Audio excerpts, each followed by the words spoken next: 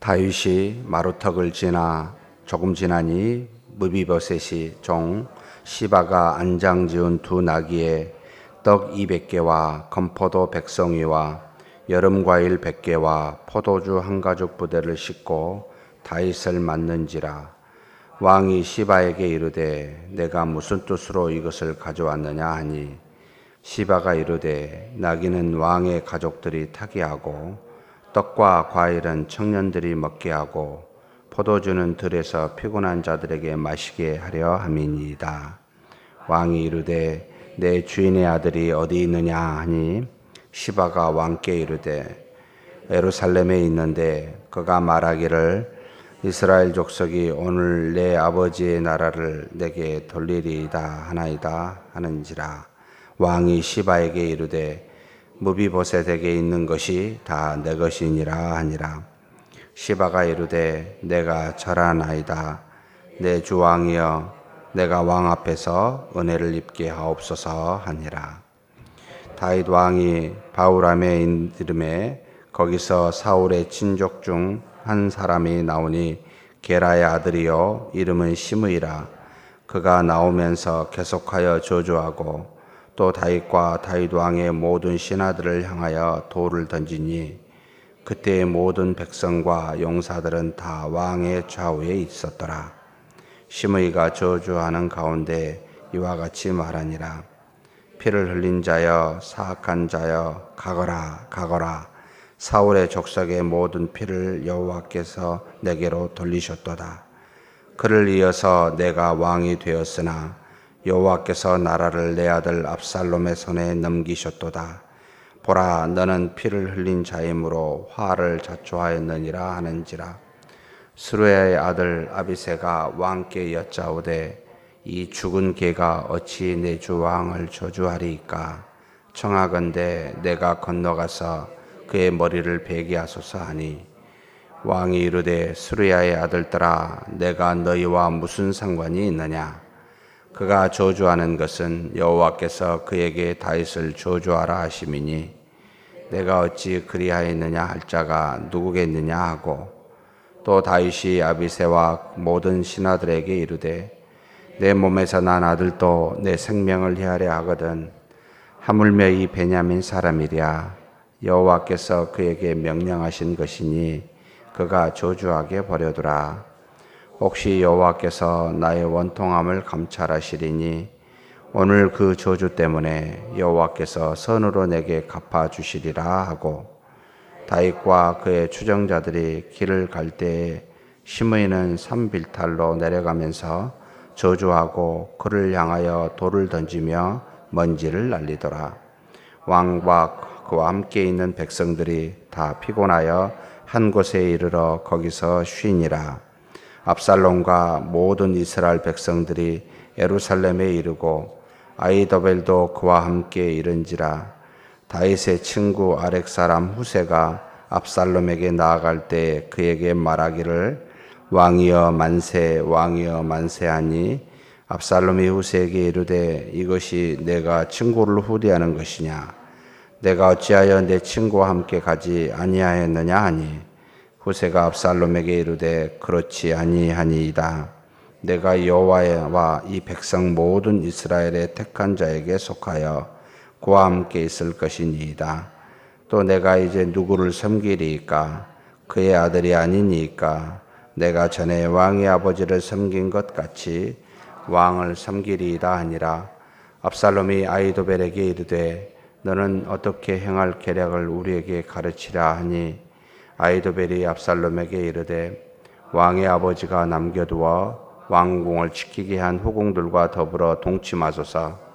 그리하면 왕께서 왕의 아버지가 미워하는 바 됨을 온 이스라엘이 들으리니 왕과 함께 있는 모든 사람들의 힘이 더욱 강하여지리이다 하니라. 이에 사람들이 압살롬을 위하여 옥상에 장막을 치니 압살롬이 온 이스라엘 무리의 눈앞에서 그 아버지의 후궁들과 더불어 동침하니라. 그때 아히도벨이 베푸는 계략은 사람이 하나님께 물어서 받은 말씀과 같은 것이라. 아히도벨의 모든 계략은 다윗에게나 압살롬에게나 그와 같이 여겨졌더라. 아멘. 계속해서 다윗의 아들 압살롬의 배반에 대해서, 그리고 다윗은 압살롬을 피하여 도망가는 것에 대해서 기록한 말씀이 16장에 나타나 있습니다. 다윗의 도망가는 과정 중에 그를 맞이하고 선을 베푸는 사람이 있는가 하면은 그를 저주하고 그에게 해를 가하려는 사람이 항상 있다. 우리가 인생길에서 살아가면서 지금도 오늘도 마찬가지일 겁니다. 우리와 더불어 우리를 선대하는 사람이 있는가 하면 우리의 반대로 우리를 대적하여 우리를 해하려는 사람이 항상 주변에 존재합니다. 그래서 이런 생각을 종종 하게 됩니다. 선대하는 사람 때문에 인생을 너무 낙관적으로 봐서도 안 되고, 자기를 대적하는 사람들을 통해 인생을 너무 비관적으로 보면 안 된다. 결론은 선대하든 나를 헤아려 하든 다 사라져 없어질 것들이요, 우리가 계속해서 끝까지 바라봐야 될 것은 오직 하나님 한 분밖에 없다. 그래서 다윗도 그 중심에서 한치의 오차 없이 좌우로 치우치지 아니한 모습을 우리로 하여금 보여주고 있습니다. 먼저 선대한 사람이 나타납니다. 바로 무비보셋의 종 시바가 나옵니다. 시바가 이 다윗의 일행을 맞이하는데 그냥 나가는 것이 아니라 안장 지은 두 나귀, 그리고 떡 200개, 건포도 백송이, 여름과일 100개, 포도주 한 가죽 부대를 가지고 이 다윗의 일행에게 나옵니다. 왕과 가족들과 그를 따르는 청년들과 그리고 들에서 가다가 피곤한 사람들에게 먹을 수 있도록 준비해서 상당히 많은 양입니다. 꽤 부요한, 무비보셋에 준 사울이 가지고 있었던 모든 재산을 그의 손자에게 주었는데, 이 손자를 잘 받던 시바가 이와 같은 물질을 가지고 다윗을 후대하는 것을 보게 됩니다. 그래서 다윗이 이 시바에게 묻습니다. 내 주인의 아들 무비보셋은 어디 있느냐? 왜 혼자 왔느냐? 이런 말이죠. 무비보셋이 이렇게 이야기하였다라고 지금 시바가 이야기합니다. 3절에 보니까 시바가 왕께 아뢰되 예루살렘에 있는데 그가 말하기를 이스라엘 족속이 오늘 내 아버지의 나라를 내게 돌리리라 하나이다 하는지라. 무비보셋이 이제 다윗이 떠나고 자기의 원래 사울의 나라였는데 하나님께서 다시 자기에게 돌린다. 일종의 이제 다윗을 어떤 면에서는 저주하는 표현을 했다라고 이렇게 나타납니다. 이것이 진실인지 거짓인지 성경에 나와 있지 않습니다. 왜냐하면 나중에 다시 다윗이 예루살렘 성에 입성하였을 때 무비보셋이 자기의 종 시바가 자기를 버려두고 도망간 것에 대해서 이야기하기 때문입니다. 그래서 과연 시바가 진실된 것인지 무비보셋이 진실된 것인지는 성경에 판가름 나 있지는 않습니다. 다만 좀 이런 생각이 듭니다. 이 말씀을 이렇게 읽으면서 굳이 이것을 판단해 볼 필요가 있나 이런 생각이 납니다. 그냥 모르는 것은 모르는 대로 남겨둠이 우리한테 더 유익할 수도 있습니다. 끝까지 따져가지고 누가 자잘못에 시비를 가려서 알고 나면 어떻게 하시게요? 처음에 하나님께 은혜를 받은, 요나단을 통해 은혜를 받은 이 다윗이 이 사울의 가족, 친족 요나단의 가족을 지켜주겠다고 했던 약속을 무비보셋을 통하여 이루었고, 그리고 모든 재산을 무비보셋에게 주어 시바로 하여금 시종들게 했습니다. 그리고 난 다음에 다시 시바가 자기의 주인이 떠나고 자기가 이렇게 왔다. 사실 다윗의 입장에서는 어찌 보면은 이제 저문은 해죠. 시바가 지금 다윗에게 나왔을 때 굳이 이렇게 압살롬에게 나가서 뭔가를 잘 보여야 될 상황인데 다윗에게 나왔다는 건 그래도 다윗을 끝까지 믿고 있구나라는 생각을 하게 합니다. 그런데 어찌 됐든 와서 대접하여 다윗에게 선을 베풀게 되는데, 이 시바가 어떤 마음을 가지고 있었는지는 알 수 없으나 다윗으로서는 참 감사한 거죠. 그래서 다윗이 그에게 무비보셋이 가진 모든 재산이 내 것이 된다라고 그 재산을 다시 돌려줍니다.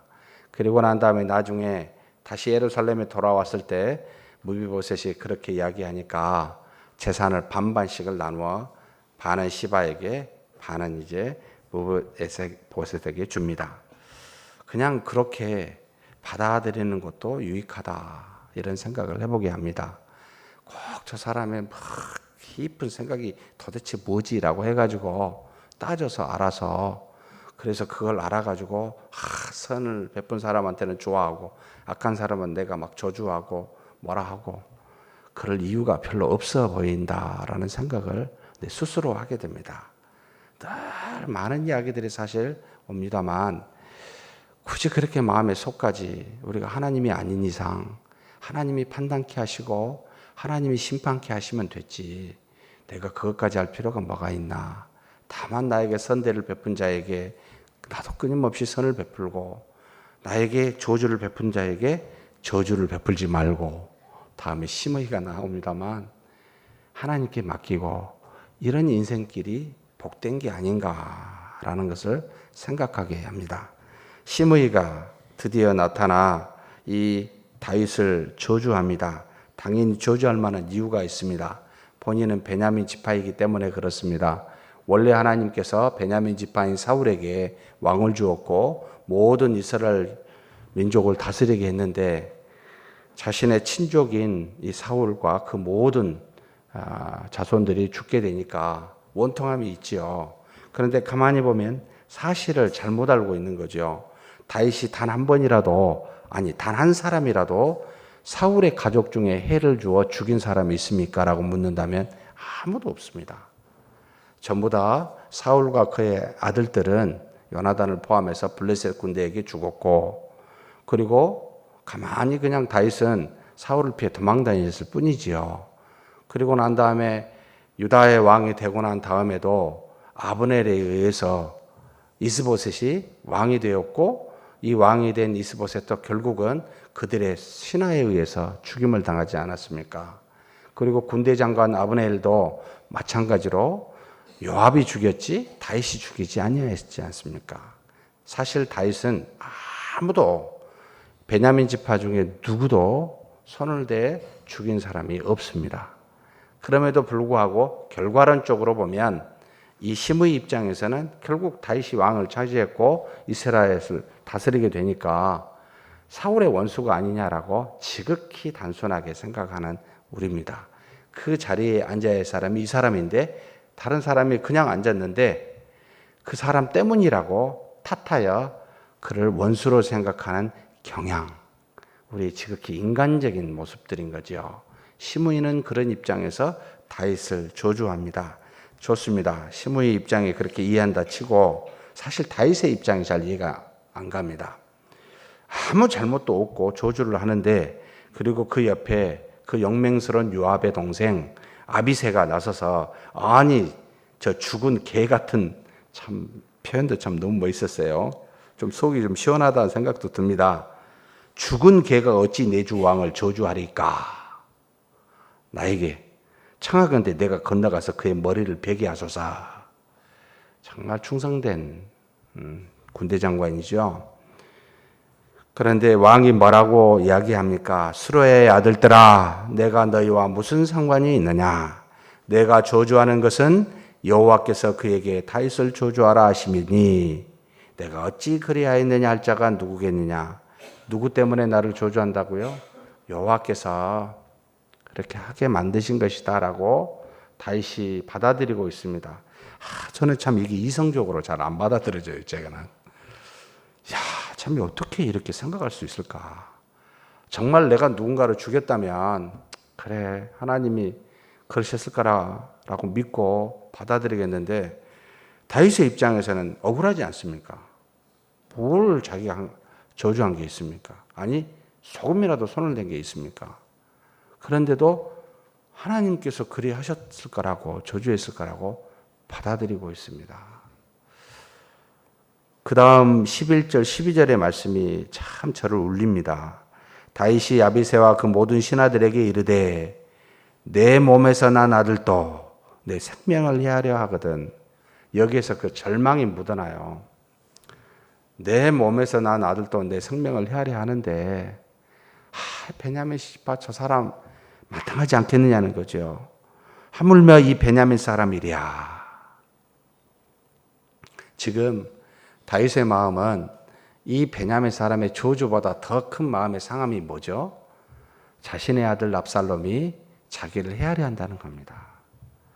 이 아픔이 가장 큽니다, 사실. 그래서 저 사람이 저리 저주하는 것 정도야 별거 아니다. 이렇게 지금 말하는 거죠. 그러면서 이야기합니다. 여호와께서 그에게 명령하신 것이니 그가 저주하게 버려두라. 어떻게 보면은 모든 걸 그냥 포기하고 그 아들이 배반한 것에 대한 상심과 절망감 때문에 어찌 보면 포기하게 보이기도 하고 어찌 보면 철저하게 하나님을 믿게 보이기도 합니다. 그런데 저는 두 번째로 생각을 했습니다. 바로 12절 말씀 때문에 그랬습니다. 혹시 여호와께서 나의 원통함을 감찰하시리니 오늘 그 저주 때문에 여호와께서 선으로 내게 갚아주시리라. 하나님 그냥 맡깁니다. 내가 이 원통함이 있는데 차라리 이 저주함으로, 이 원통함으로 오히려 하나님이 나를 선하게 여겨 모든 것을, 이 환경을 감찰하사 오히려 인도하실 것이다. 그러면 원통함이 없는 것보단 있는 게 더 좋겠다, 이 생각이 불현듯 들었습니다. 그냥 이렇대로 저런대로가 아니고 억울하게 당했을 때 하나님이 오히려 그것을 선으로 갚아주시리라. 그래서 속으로 저한테 이런 질문을 했습니다. 너 억울하게 받은 거 있냐? 별로 없어요. 없어 보여요. 하나님이 나에게 선을 베풀 만한 게 많이 없겠다, 이 생각이 들었습니다. 억울한 일을 좀 당해야 되겠다. 오히려 하나님이 나를 선대한 것이 사람의 수백 명의 수십만의 사람이 나를 선대하는 것보다 훨씬 낫지 않습니까? 그렇다면 이 땅에서 대접받고 또 뿌린 대로만 거두는 그런 정도가 아니라 뿌린 대로 안 거두고 억울함을 당하고 원통함이 있는 것이 하나님으로부터 선을 받고 사랑을 받는 비결이구나라는 생각도 듭니다. 이게 나하고 다윗의 참 놀라운 믿음의 차이다라는 생각을 하게 됩니다. 사랑하는 성도 여러분, 우리 조금 억울하다고 분을 내거나 씩씩거리지 마십시다. 이것 때문에 하나님이 내 억울함 때문에 나를 선대하시는구나. 반드시 갚아주신다. 그 사람에게는 하나님이 알아서 나중에 시므이 와서 회개합니다. 하나님이 알아서 하십니다. 그렇잖아요. 다시 돌아올 때. 그리고 또 하나님께서는 다윗에게 반드시 돌아오게 하는 은혜로 선을 베푸셨습니다. 현재의 상황에 판단만 하고 떠오르는 태양만을 쫓아가는 압살롬과 압살롬의 주변의 사람들, 특히 아이도벨과 같은 사람들, 많은 사람들은 떠오르는 해 있지 지는 해 이제 다윗은 갔다라고 생각하는 쪽에 있지 아니하였습니다. 그래서 그와 같은 사람들이 있었을 때 그 현상만을 바라보는 사람들은 그렇게 가지만 하나님을 믿고 가는 사람들은 현상을 넘어서 하나님을 보기 때문에 그런 것에 좌우되지 않습니다. 그래서 환경에 따라, 사람들의 말에 따라, 사람들이 이쪽으로 지지한다고 하는 것에 따라 움직이게 되면 우리는 곤란한 일들을 당하게 된다. 그래서 처음부터 끝까지 하나님만 믿고 사는 저와 여러분이 되기를 주의 이름으로 축복합니다. 하나님 아버지 감사합니다. 우리 인생길에 수많은 사람들을 만나게 됩니다. 또 수많은 환경을 처하게 됩니다. 시바와 같은 선대한 사람도 만나게 되고 시므이와 같이 우리를 저주한 사람도 만나게 되고 우리와 동행하며 원수를 갚아주겠다고 나서는 아비새 같은 사람도 만나게 되고, 그리고 또 환경에 따라 좌우되며 자신의 지략을 마음껏 펼쳐보려고 하려는 아이도벨과 같은 사람도 만나게 됨을 보게 됩니다. 그러나 하나님, 우리의 마음은 다윗과 같이 오직 중심에 하나님만 두게 하여 주시옵소서. 그래서 그 하나님을 믿고 우리의 억울함과 온통함을 갚으사 선으로 갚으시는, 인도하시는 그와 같은 하나님만 의지하게 하여 주시옵소서. 이것이 능력이요, 이것이 힘인 줄 믿습니다.